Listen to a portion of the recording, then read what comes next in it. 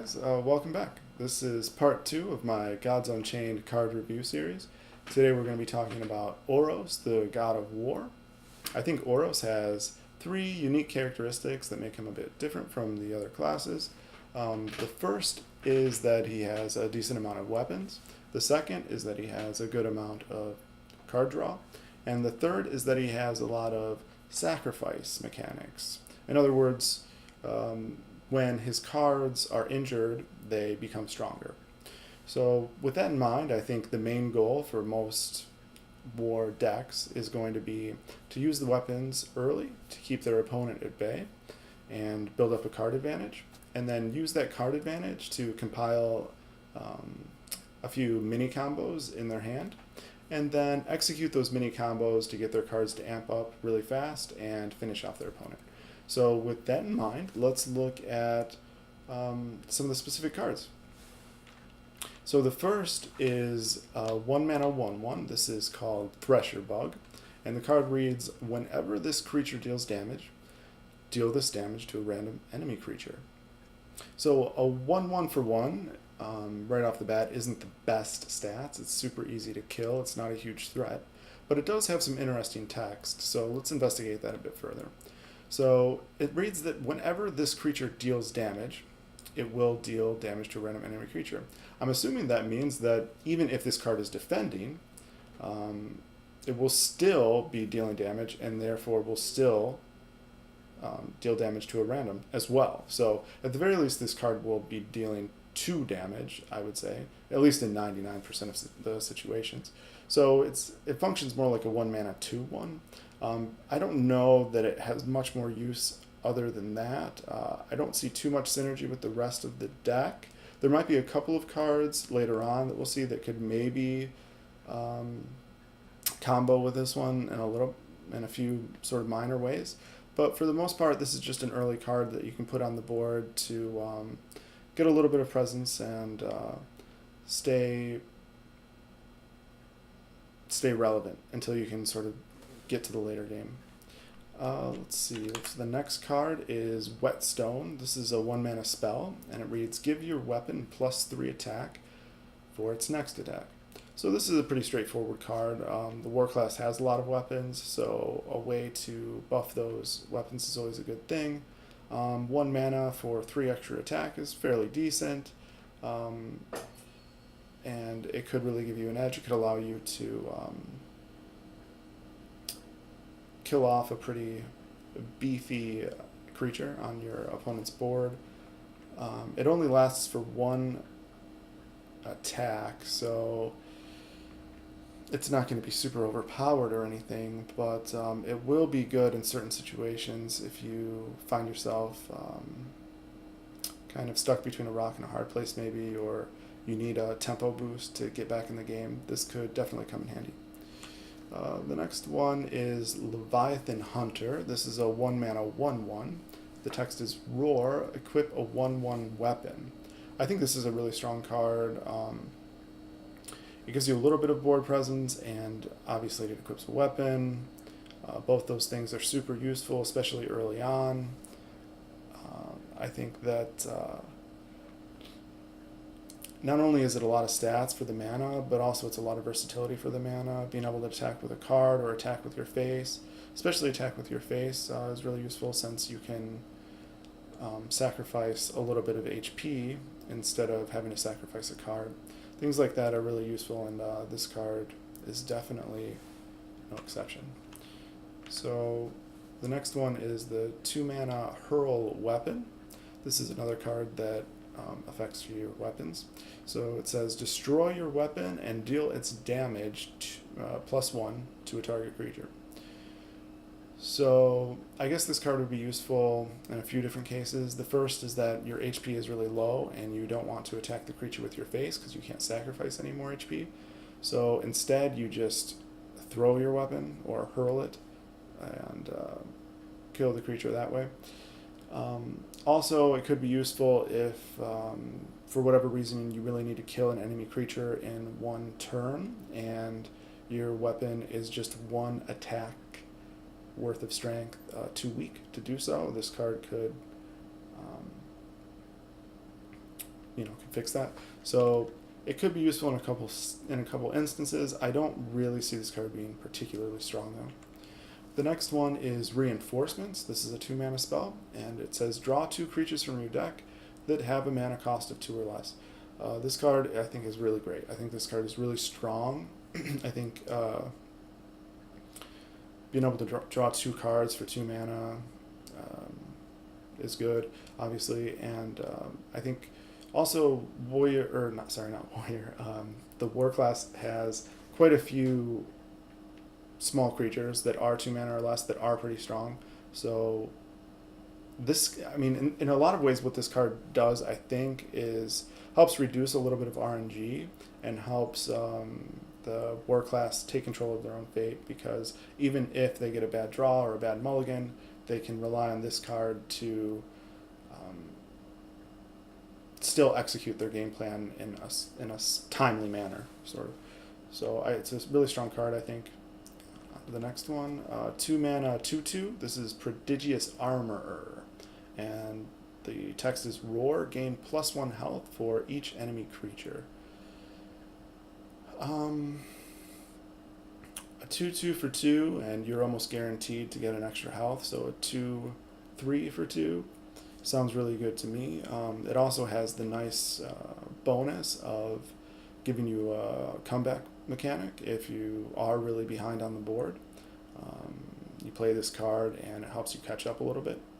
So it helps you hedge your bets, and it's a decent card just to play on curve anyways, even if the Roar doesn't go off. So I think it's a really balanced but strong card.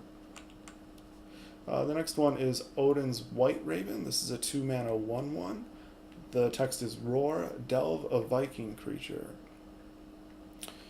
I think Vikings are going to be the main category of creature for the War class. It certainly seems that way based on the Genesis set.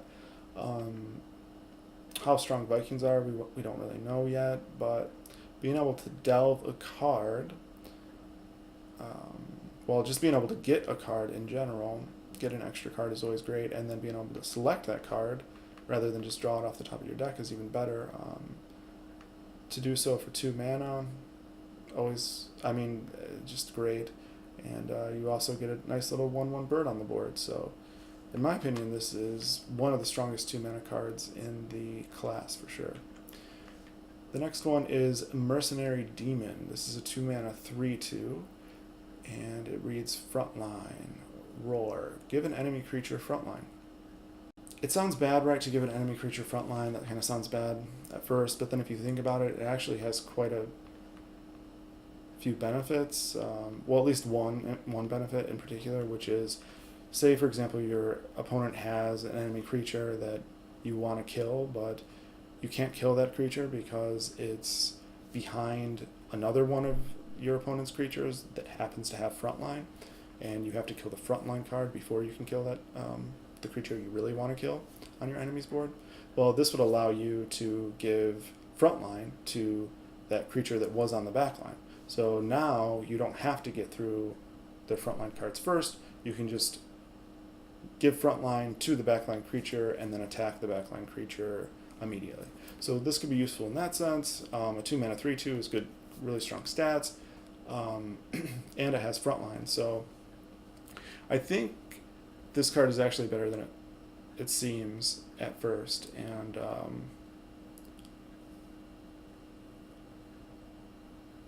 every single class is going to want solid minions like this that they can play on curve and that have good stat value for the mana, and this is definitely one of those cards for the War class.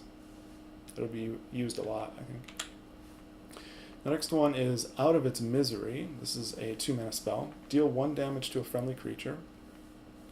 If it dies, draw 2 cards. So here we have another card draw mechanic for the War class. This one you have to sacrifice one of your own creatures, but that might not be too terrible. If, for example, the creature has afterlife or something like that, maybe you want to kill it off anyways to get the afterlife. going, but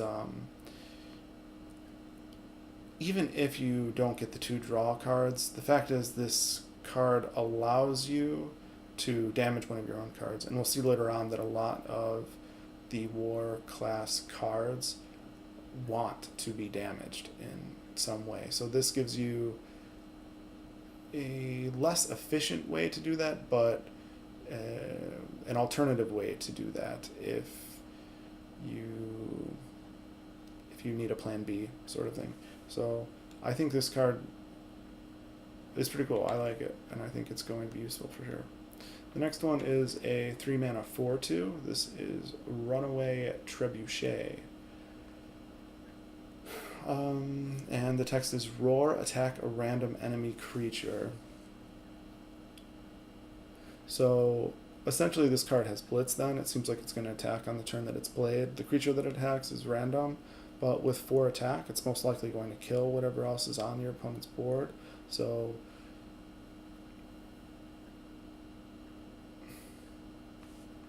that seems great. The 2 health isn't very impressive, especially for 3 mana. It's probably going to be pretty easy to kill this card, so it's not going to stick around very long. But again, it's a way to turn the board if you find yourself behind. And I think for that reason it's going to be playable.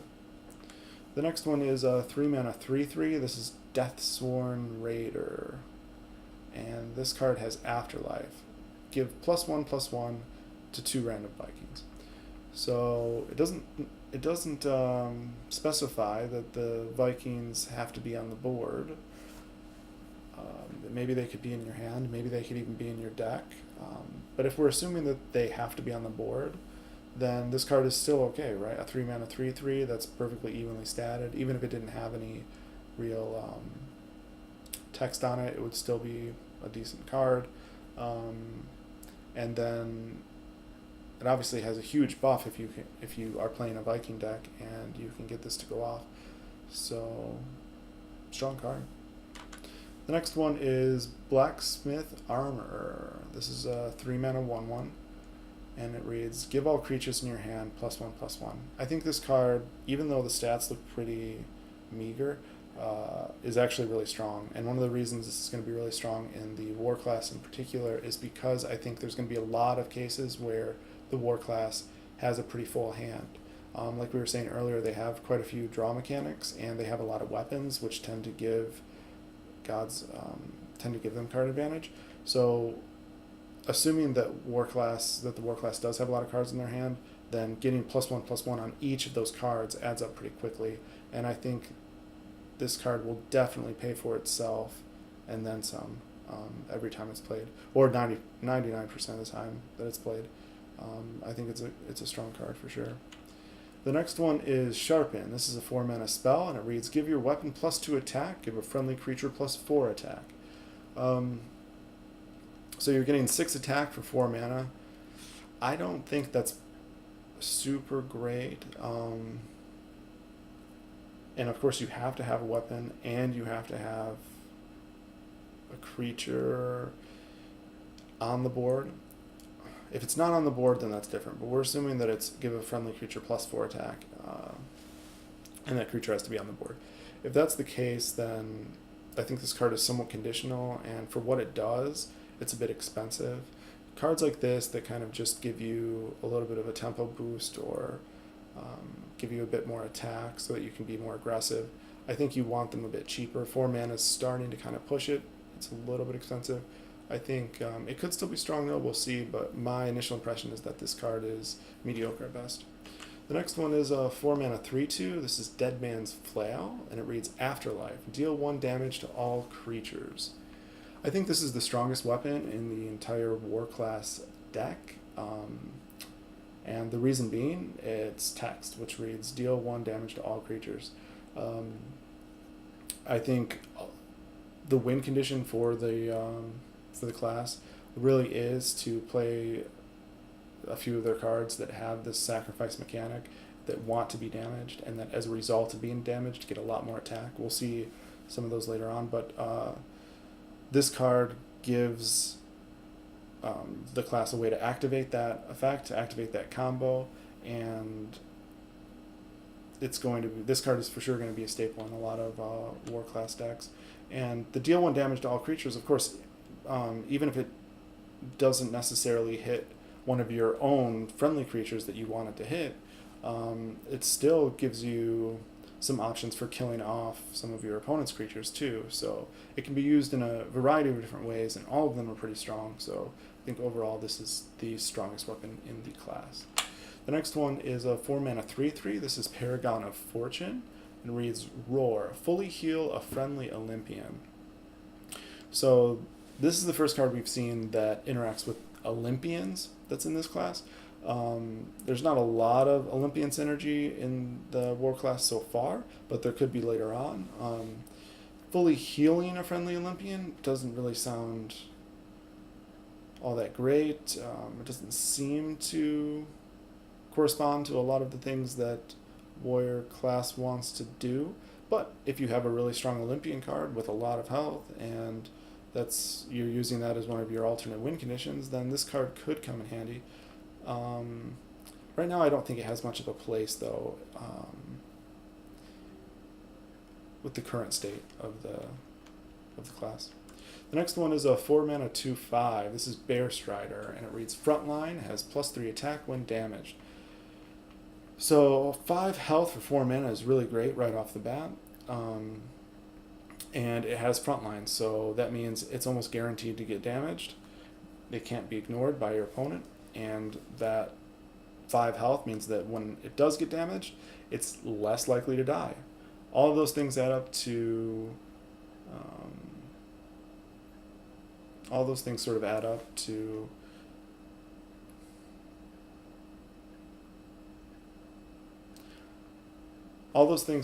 to a situation where you're most likely going to get the +3 attack. So there's a lot of situations where this will be something like a 4-mana 5/4 or a 4-mana 5/3, and that's a lot of great stats. So Bear Strider, really strong card, gonna be played in just about every deck. If you have this card and you're playing this class, then you will be putting this card in your deck most likely. The next one is a 5-mana 4/1. This is Hyxosian Chariot, or Hyxosian Chariot. I'm not sure how to pronounce that. This is a 5-mana 4/1, and it reads Blitz, Flank, and Protected. So this is similar to some of the other cards we've seen in the class so far, where it's something that allows you to flip the board, allows you to take back control, allows you to get a boosted tempo so that you can keep your opponent at bay while you build up the combos that are in your hand.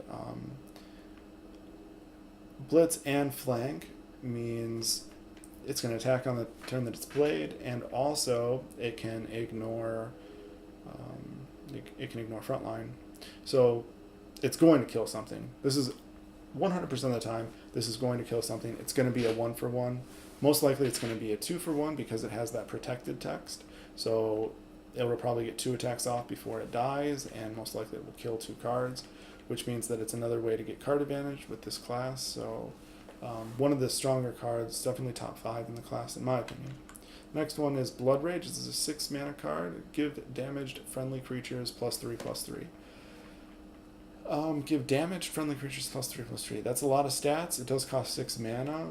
This would be a pretty bad card, I think, if it wasn't for the fact that I think there's going to be a ton of instances where the war class actually does have damaged friendly creatures.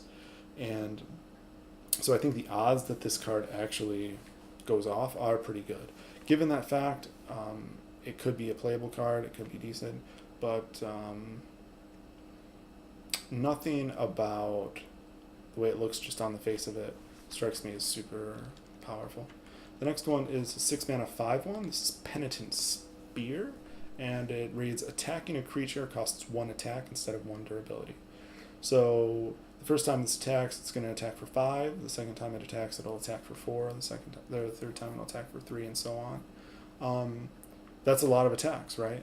This is a weapon that you could equip and use over and over and over again to get card advantage, because you're only using 1 card and you're killing off who knows how many of your opponent's cards. So for that reason, it's going to be pretty strong. A couple problems with the card. One is that the cost is a bit high. 6 mana is going to be sort of like mid to late game, I would think.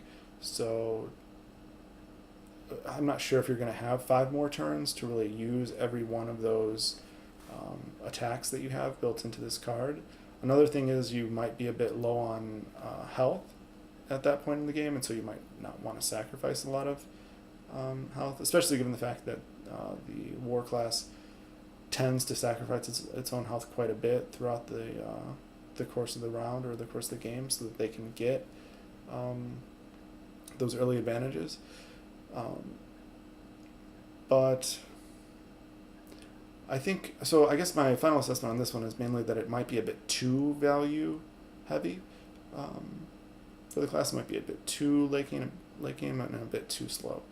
But we'll have to see how this one plays out. I don't think it's one of the stronger weapons in the war class. The next one is Ragnarok. This is a 2 mana spell, and it says give all creatures burn +1. This seems great, right? This seems like a really great card. It's exactly what the war class wants to do, because it's giving all creatures burn, which means that it's going to damage your opponent at the same time that it's helping you. Why is it helping you? Well, it's because a lot of your cards want to be damaged so that they can have their effects kind of go off. So Ragnarok, super strong card. I like it a lot.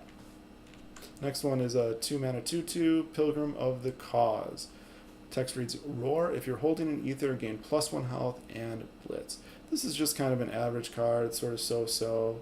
You kind of put it in your deck if you need a few more creatures in there just to bulk up your stats a little bit. But I don't think this card is going to be super necessary one way or the other. Just kind of a filler card. Of course, one thing I should note is the ether component of it or whatever. I don't know what ethers are really going to do or how they're going to behave, so it's entirely possible that once we know more about how ethers interact, this card could, I guess my impression of this card could change. Yeah. The next one is a 2 mana 2/4. It's Broken Harvester, and the text is confused. So 2 mana 2/4 is really overly statted. That's why we have this sort of negative effect on the card, which is confused. So it's not going to attack who you want it to attack. But I think it's still going to be strong because, well, mainly because it gives you that tempo that you're going to need or that you're going to want as the aggressor, which the war class usually is, and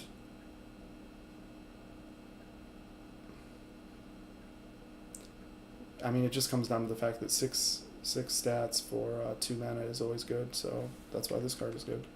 The next one is a 2 mana 1/4 Actuary of War, and the card reads Roar. Give adjacent creature +1 attack if you have 15 or less health. So 2 mana 1/4 is already good stats, and then the Roar is a really good Roar, I think. So that makes it even better. The one downside of this card, I would say, is that there's not going to be a lot of instances where the war class has a ton of cards on the board. That means that there's going to be a lot of times where you have this card in your hand, and maybe you're even forced to play it, but you don't get the Roar to go off because you don't have any adjacent creatures.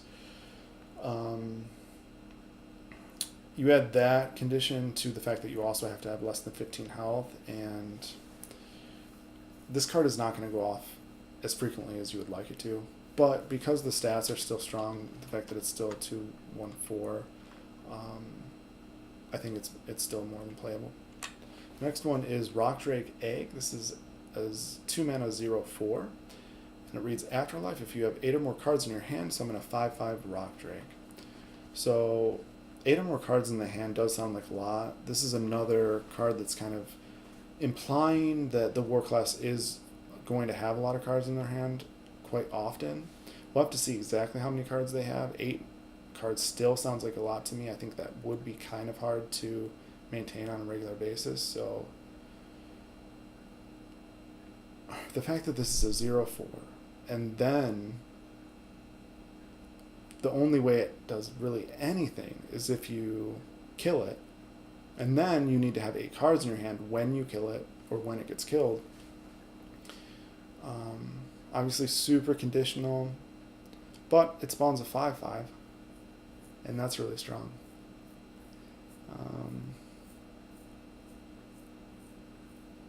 In the end, I'm afraid the card is just a bit too slow, though.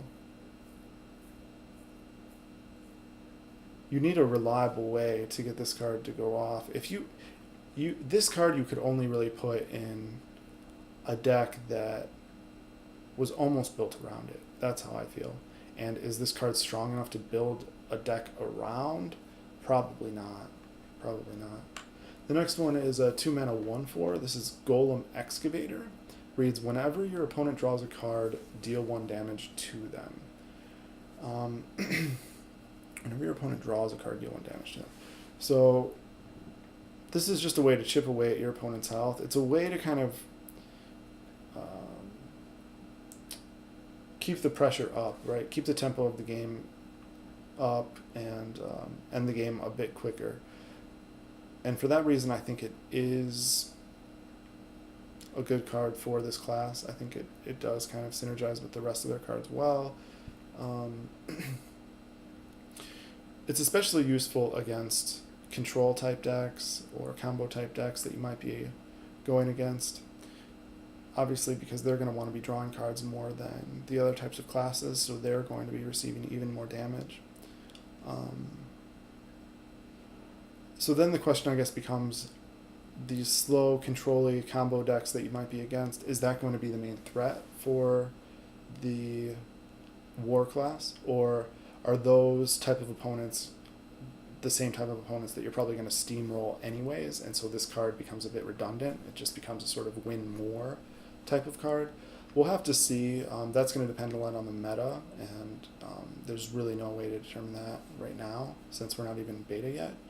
But I think for the most part, this card is a great addition to the class. It's a nice answer that they can keep in their back pocket in case they find themselves consistently going up against certain types of opponents that they can't beat. Otherwise, I don't think this card makes it into a lot of war decks. The next one is Ares Eruption. It's a 3-mana spell. It says target friendly creature deals its damage to a random enemy creature. I like this card a lot. I think it's just a fast way to zap one of your opponent's cards, and it does it without having to actually use one of your creatures. So you can just use that creature's attack without attacking with the creature, meaning the creature gets to still stay alive. And another reason this card I think is really strong in the war class is because a lot of the war class cards are aggressively statted, meaning they have more attack than health. So the attack numbers are really high, which means that for 3 mana, there's a pretty good chance that you're going to be able to you're going to be able to use the attack of one of your cards that has more than 3 attack, meaning you're getting good value out of this card most of the time. And the fact that you can actually target the creature, it is a random enemy creature again. So yeah, a lot of these cards, and it seems like all the classes are dealing their damage to random enemy creatures. I'm a bit surprised this one does too, but I still think it's an okay card even with that random text, but it definitely brings it down a notch. I hadn't considered that. The next one is a 3-mana spell, and Take Them All On. It's target friendly creature, attacks up to 3 random creatures on the board. I like this card. I like this card for a lot of reasons. One, it's because it's a sort of mechanic that I've never seen before. 2 is that the card art is really cool. And 3 is that I think it's one of those cards that might have some hidden synergies that will take some real gameplay to figure out. And just on the face of it, I know there are at least a couple war class cards that will work well with this one. Creature attacks up to 3 random creatures on the board.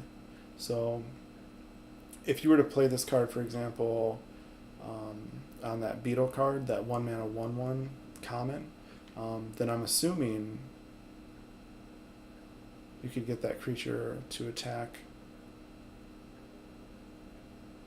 a lot of times. Well, maybe not, because it only has one house, so it would probably die after the first attack.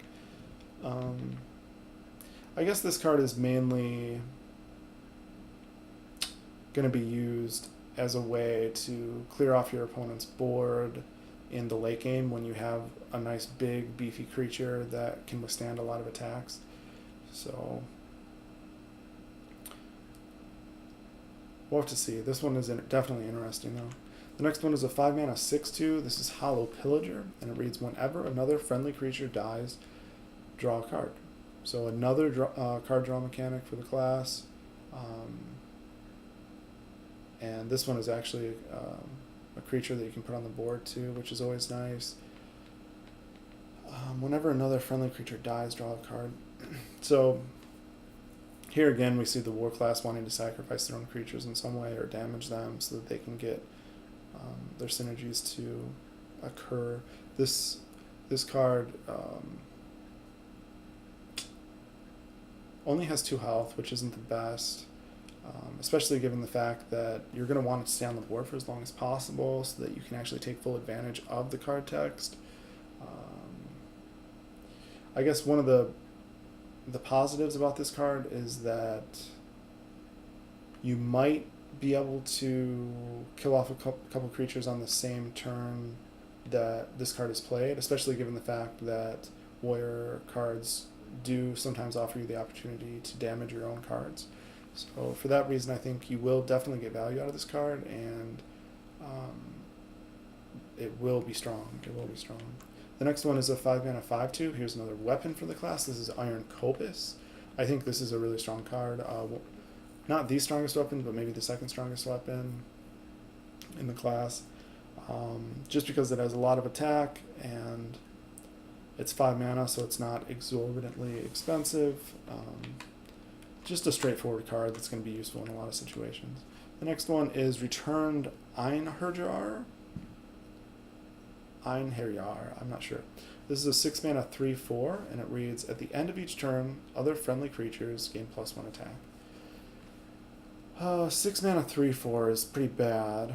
The question is, how many times does this +1 attack happen? I don't think that this card stays on the board very long, given the fact that we're already basically in late game when this is late on the board, so your opponent has plenty of mana to try and deal with it. And then it doesn't give +1/+1, it just gives +1 attack, so I think this is one of the weaker cards, just first impression. The next one is a 6-mana 2/4. This is Roadside Outfitter. It reads, at the end of your turn, give all creatures in your hand +1/+1. Again, here we have another incentive for the war class to really fill up their hand and get a lot of card advantage. And I think there will be a lot of cases where that is the case. And so the 1/1, adding the 1/1 to all the cards in your hand has a potential to really snowball. The problem with this is that it's 6 mana, which means you're already getting into the late game a little bit, I'm thinking. We'll have to see how long the average Gods Unchained round goes, but it seems a bit late to start buffing your cards. That's my take on it. The next one is one of the strongest cards in the deck, definitely the strongest rare, and this card I think is going to be the cornerstone of a lot of war class decks. This is the Mountain Great Worm. This is a 7-mana 3/9. The text is, whenever this creature takes damage, double its attack. So, wow. So you can imagine how fast that could snowball out of control. If it gets damaged twice, it's up to 12 attack, which is insane. And it has 9 health. So the odds of it getting damaged twice and surviving are pretty damn good.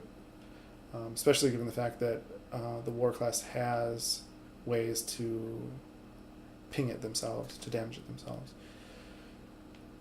So the only reason this card isn't the absolute strongest card in the entire class is because of a legendary. I think it's called Tier or something. We'll get to that later. But but I think even if you, I mean, there's still room to play both of those cards, I think, in a war class deck. And the cool thing about this card is I think it's going to give a lot of sort of budget players the chance to play the war class the way that it's meant to be played. Even if they don't have a full collection or something, I imagine they can still pick up this rare card for pretty cheap and have some fun. So I think it's a really strong card and going to be used a lot. The next one is Rampaging Leviathan. This is a 10 mana 8/8, and it reads Roar, randomly fight all enemy creatures. I think this card is pretty cool. The idea of randomly fighting all enemy creatures, I just like that. I haven't seen that on any cards before in any of the other games, card games I play. How exactly the logistics of that is going to work out, I don't know. But still a cool card. I think it'll be fun to play. I don't know if it's going to be particularly strong, though. I don't think it will be. The next one is the first epic that we've reviewed or whatever. This is Demoralize. It's a spell. It says deal 1 damage to all damaged creatures. So if this was deal 1 damage to all creatures, it'd be great. But it's deal 1 damage to all damaged creatures. Is that great? Maybe. It might very well be, because a lot of times you're going to want to be able to deal 1 damage to your opponent's creatures just to finish them off. This allows you to do that. It also gives you a way to multiply the power of Mountain Greatworm. But the only problem with it is it's costing you a card, right? It's costing you a card to do that. So, I don't know. For 1 mana, though, I don't think you can complain. I think this card gets played just for that reason, because it gives you an out. It gives you another option or an alternate way to activate some of your synergies. And for that reason, I think it's decent. The next one is Respected Jarl. This is a 2 mana 1/1, and it reads, Afterlife, your damaged creatures gain Twin Strike. I think this is probably the strongest epic in the class. Also one of the cooler cards. I definitely like the card art on this one. So your damaged creatures gain Twin Strike.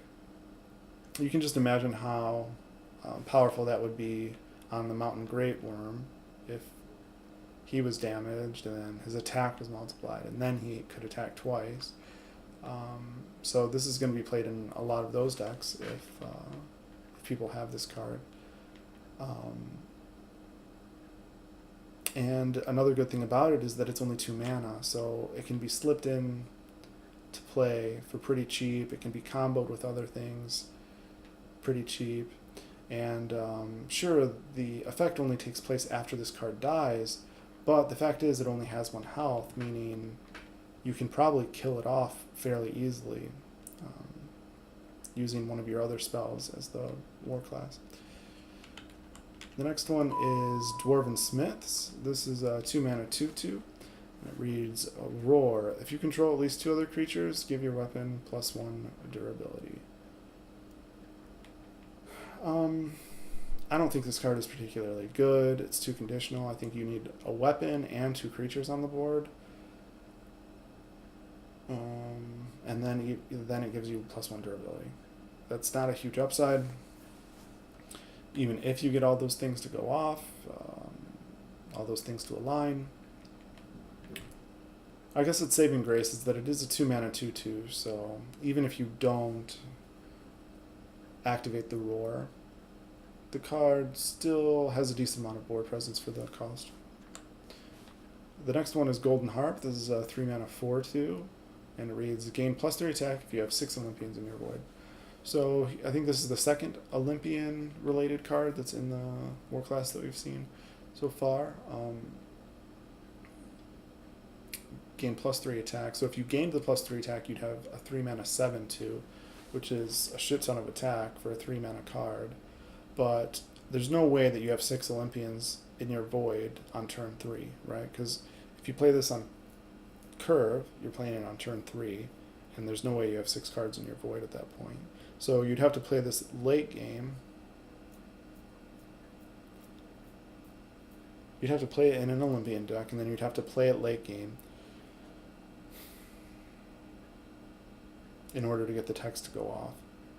If you didn't, I guess you don't necessarily have to play it late game though, because the stats are still decent. So maybe you put it in your deck and you play it on curve if it's in your hand. That way it doesn't have to sit there. But but if you don't draw it early, you know that it's in there for later in case you need a card with a lot of attack for cheap. I'm kind of lukewarm on this one. The next one is a 4 mana 2/3. It's another weapon. This is Scythes of the Harvest, and it is a leech card. It's a 4 mana 2/3. I think this card is actually really good. One of the better weapons. Either the second best or the third best. Probably third best, I'm guessing. But it's a 4 mana 2/3. Which and I think that 4 mana is early enough in the game where you're going to want 3 different attacks, and the fact that you can spread out all that damage however you want, have complete control over it, is really beneficial.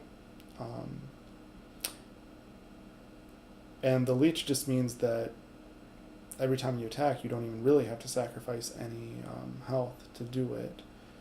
Alright, so on to the legendaries. The first one is Hephaestus, the Enchanter. This is a 4 mana 2/4, which is okay, but it reads Roar. If you've played 3 or more Olympians, equip a random enchanted weapon. So I guess it does look like Olympians are going to be the main category of creature that the war class is going to be interacting with. I think earlier we saw a different category. I think it was Viking, but there's definitely more Olympians than Vikings, or at least text that interacts with Olympians rather than Vikings in this class. So it seems like Olympians are the main one. And if you get the Olympian synergy to go off, then you equip a random enchanted weapon. I don't know what the enchanted weapons are, what they consist of, but I'm sure they're super strong. And I think for that reason alone, this card is going to be actually pretty strong. 4 mana is still pretty cheap. I don't think that on turn 4 you're going to be able to get the weapon, because you need 3 Olympians to have been played already. That means you'd basically have to play an Olympian on turn 1, turn 2, and turn 3. The likelihood of that seems really slim, but even if you don't play this card on curve, I think it's still going to be good late game because of that enchanted weapon, and because I think enchanted weapons are going to be really strong. The next legendary is the Harvester. I think this is a pretty cool card. I think it's pretty strong. It's a 6 mana 3/2, which doesn't look impressive on the face of it, but it has Leech, Frontline, and a really good Roar. The Roar is deal 1 damage to all other creatures. Because the war class wants to damage their creatures a lot of times for things like the legendary that's coming up tier, and also the Mountain Great Worm, this card just gives them a really efficient and versatile way to do that, and it lets them do that in a way, at least in the case of this card, it lets them do that in a way where they're also kind of shoring up their risk too, because here this card has Leech, so it gives you a little bit of HP back. It also has Frontline, so it protects your face from being attacked from by your opponent. So because this card kind of does a little bit of everything, I think it's going to be really strong, and I think it's going to be really useful in almost all war class decks. And the next one is Avatar of War. This card is not so impressive to me. It's a 7 mana 4/7. The text is Roar. If you have 15 or more creatures in your void, equip a 4/2 weapon. A 4/2 weapon this late in the game, turn 7, turn 8, just is not super impressive. And that's even if you actually get the weapon, because in order for that to happen, you have to have 15 or more creatures in your void. And note, that's creatures in your void, not cards. So if you played a lot of spells, you need to have way more than 15 cards in your void. So it's a pretty conditional card. The upside isn't super great. The only saving grace is that it does have 7 health, so it's a pretty sturdy card, but I don't think that makes it all that powerful still. The next one is the strongest legendary in the entire class, hands down. This is Tyr the Just. It's an 8 mana 4/10, and it has Blitz. this creature has plus 6 attack while not at full health. So because the war class has a lot of ways to ping their own cards, there's a lot of situations where this card is going to end up with 9 health and 10 attack. And the fact is, even if you can't activate the plus 6 attack with one of your own cards by pinging it, this card still has Blitz, which means you're going to be able to attack with this card on the turn that you play it. You're going to be able to decide who it attacks, which means you're going to be able to decide how much damage the card takes in order to gain that plus 6 attack bonus. So this card is super strong. Also, I think it's worth noting that it has really cool card art too. That sword is super badass, so it gets extra points in my book just for that. And altogether, I just think it's the strongest and the coolest card in the entire class. Really excited to play this one if I can manage to pull it out of a rare pack, which is probably pretty unlikely. But who knows? Maybe I'll be able to trade for it once beta is over. But anyway, it's a super cool card. Looking forward to that one. The next one is a 9-mana War 9-mana War Incarnate. This is Roar, equip Aurochs, Shield of Pain, and change your God Power to Ruin. So I don't know what Aurochs, Shield of Pain is. I don't know what the God Power to Ruin is. So I don't know anything about this card, basically.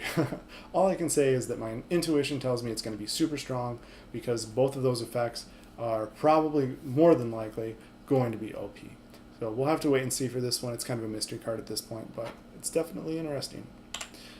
And actually, that's the last legendary. So that's all of them. I hope you guys enjoyed my little card review. Hope you got some useful information out of it. Like I said in my previous video, without being able to play with any of the cards, without any real knowledge about the meta or even the god powers or anything, it's super speculative to say that, you know, this card is going to be strong, this card is going to be weak. But I'm just using my knowledge that I've gained from playing a lot of Hearthstone and other trading card games and trying to apply it to this game, mostly just out of fun because I'm super excited about the game and I can't play it yet, so I figured I'll just talk about the cards. But yeah, I hope you guys enjoyed the video. I plan on doing an entire series that covers every one of the classes in the game, so be sure to subscribe.